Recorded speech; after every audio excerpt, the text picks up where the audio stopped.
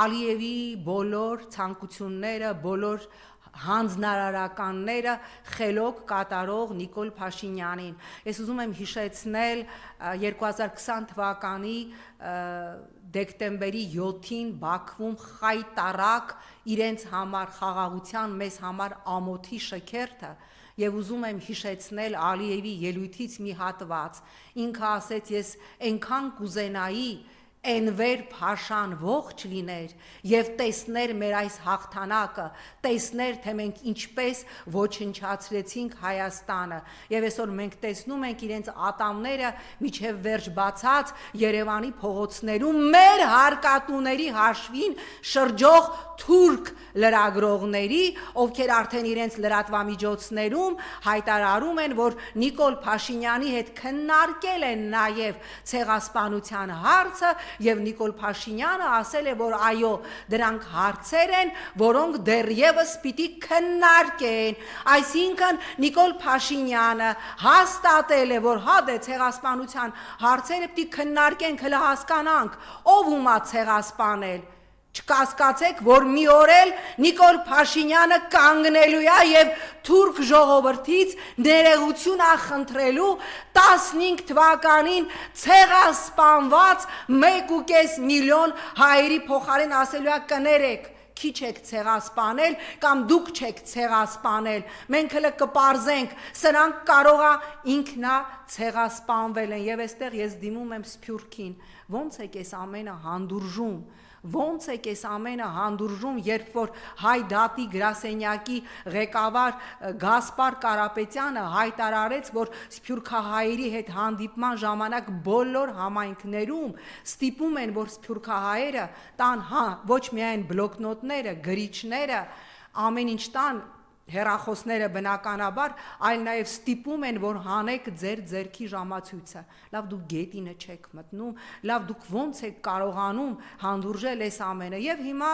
որպես վերջաբան, ես կուզենայի անդրադառնալ նաև ինչ պիտի անել այս արհավիրքը կանգնեցնելու համար։ Այստեղ ես ուզում եմ դիմել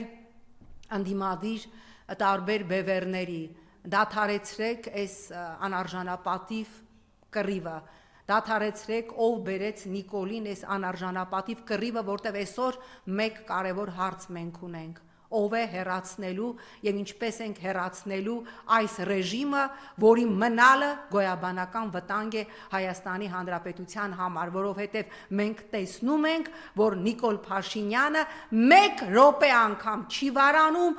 իրականացնելու ադրբեջանական օրակարգը ես իհարկե զզվում եմ Հովիկ Աղազարյանից եւ այդ մասին մշտապես ասել եմ, բայց ես հիմա ստիպված եմ նորից ցիտել Հովիկ Աղազարյանին, որին շուտով կզրկեն падգամավորական անձեռնմխելիությունից եւ չզարմանաք, որ ձերբակալեն, որտեւ նա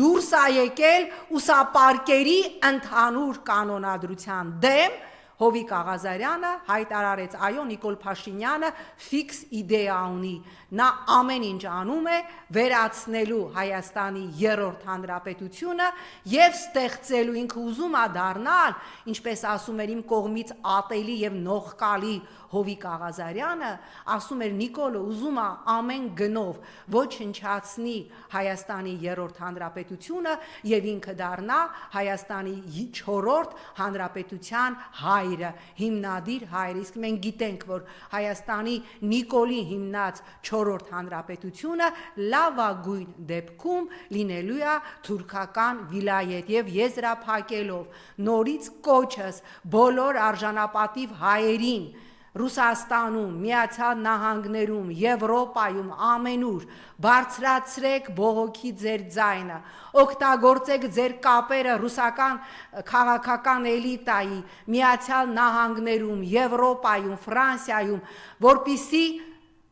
այս խայտարակ դատավարություն, այս խայտարակ հաշվեհարդարը իրականում Հայաստանի Հանրապետության դեմ, որովհետև խոշտանգվում է ոչ թե Ռուբեն Վարդանյանը, Բակո Սահակյանը, Դավիթ Բաբայանը, Դավիթ Իշխանյանը եւ մյուսները, խոշտանգվում է անարգվում է, պղծվում է Հայաստանի Հանրապետությունը։ Օգտագործեք ձեր բոլոր կապերը, որպիսի այս մարդիկ, այդ թվում նաև մեր մյուս ռազմագերիները, Շիրակի մոբի տղաները, քաղաքացիական անձինք, որոնք նույնպես խոշտանգվում են այս խայտառակ դատավարության ընթացքում, ազատվեն եւ գան Հայաստան։